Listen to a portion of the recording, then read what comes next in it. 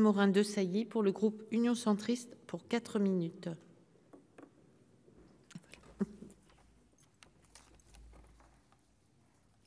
Madame la présidente, madame la ministre, mes très chers collègues, merci à notre président de commission d'avoir permis ce débat important. Dans notre rapport Europe et patrimoine, rédigé au printemps avec Louis-Jean de Nicolaï, nous proposions une stratégie européenne ambitieuse pour le patrimoine. Il semble que nos espoirs puissent aboutir sous la présente présidente tchèque dans le cadre du nouveau programme d'action quadriennal 2023-2026 pour la culture, dont nous espérons un axe patrimoine fort. Or, cette Europe du patrimoine, des cathédrales, des châteaux, des monuments historiques, des savoir-faire est aujourd'hui menacée en son sein par une tentative vertueuse dans son principe de réglementation de l'usage des produits chimiques. Alertés par les professionnels du vitrail, à quelques-uns nous avons écrit à notre ministre de la Culture, tandis que notre collègue Vanina Paoli-Gagin déposait une PPRE dont nous avons été rapporteurs avec mon collègue Louis-Jean de Nicolaï. Nous avons établi les graves dommages qu'entraînerait la révision envisagée par l'Agence chimique européenne ECHA du règlement REACH. L'inclusion du plomb à l'annexe 14 de ce règlement concernant les substances dites particulièrement préoccupantes implique une procédure d'autorisation, un coût prohibitif pour les utilisateurs, plusieurs mois de montage de dossiers d'expertise et le versement d'une redevance à l'ECHA, plusieurs dizaines de milliers d'euros selon la taille de l'entreprise.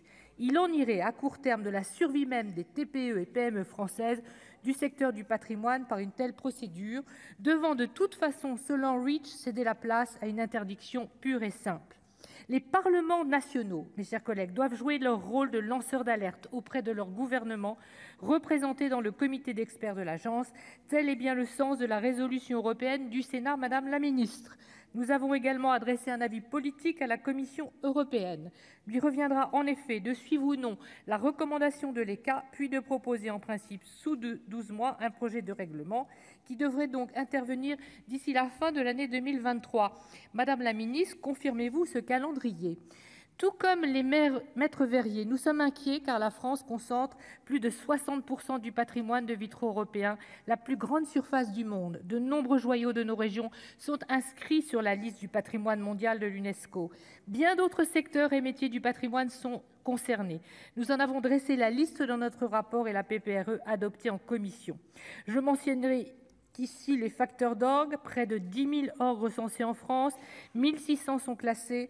Les manufactures d'orgue représentent environ 65 entreprises, toutes petites par le nombre de leurs employés, mais grandes ô combien par leur savoir-faire. L'interdiction du recours au plomb, mes chers collègues, ou la lourde procédure d'autorisation entraînerait la perte de cet immense patrimoine et à terme de la musique d'orgue elle-même. Certes, le plomb est un polluant bien identifié, nous sommes bien conscients des risques, ceux-ci sont connus et pris en charge de manière générale. Dans le secteur du patrimoine, des procédures et des guides de bonnes pratiques ont été depuis un certain temps élaborés par le ministère de la Culture et les organismes professionnels. Nous pensons qu'ils devraient être plus largement diffusés, y compris au niveau européen. Alors, nous notons malgré tout qu'à ce jour, il n'existe aucune donnée épidémiologique fiable mettant en question en France ou en Europe la santé des travailleurs exposés au plomb dans ce domaine. Nous appelons donc, Madame la Ministre, à la réalisation d'études spécifiques dans le cadre des programmes de recherche européens.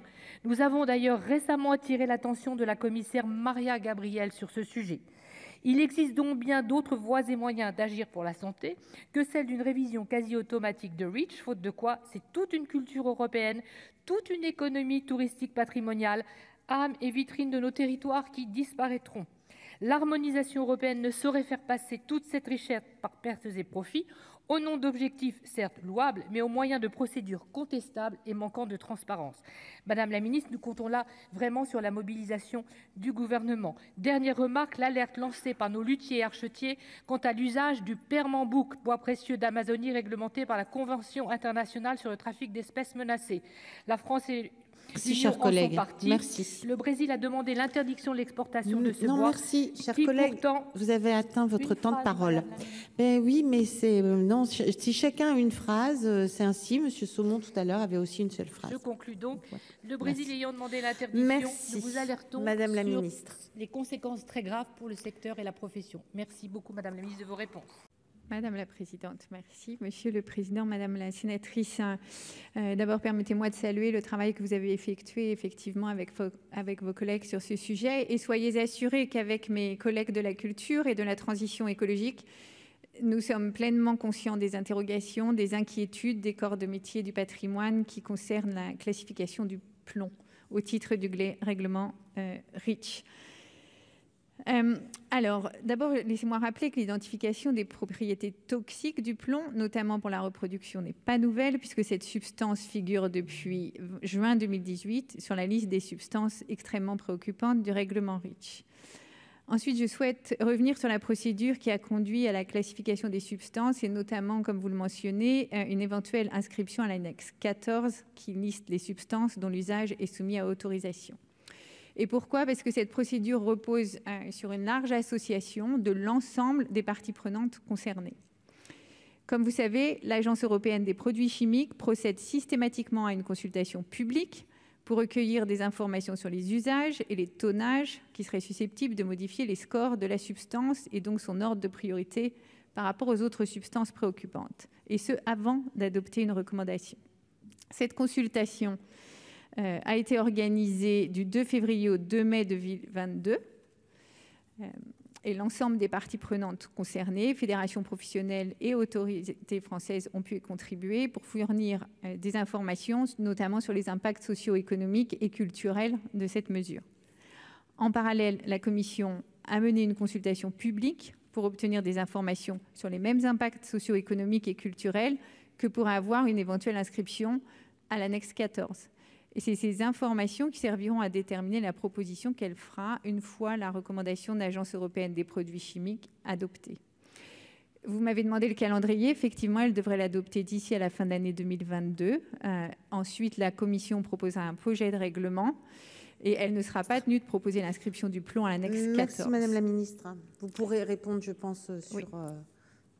Je vais juste finir. Des demandes de dérogation peuvent être introduites dans les 18 à 24 mois. Merci Madame la Ministre. Alors Madame Morin-Desailly, là vous voyez, vous avez une minute.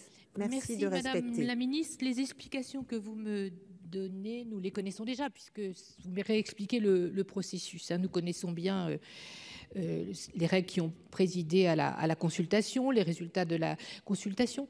Nous voulons simplement vous alerter sur la procédure qui manque singulièrement pour nous de rigueur. Pouvez-vous plaider à ce qu'il y ait des recherches épidémiologiques, scientifiques, rigoureuses, fiables, des chiffres sur lesquels on puisse objectivement s'appuyer pour décider ou non de cette inscription au règlement REACH. C'est ni plus ni moins la méthode que nous contestons et son absence de transparence totale. Donc c'est le rôle, je pense, des gouvernants et des gouvernements en Europe d'agir dans ce sens plutôt que de risquer des conséquences extrêmement graves pour tout un secteur de notre économie et de notre culture. Merci Madame la Ministre de votre écoute.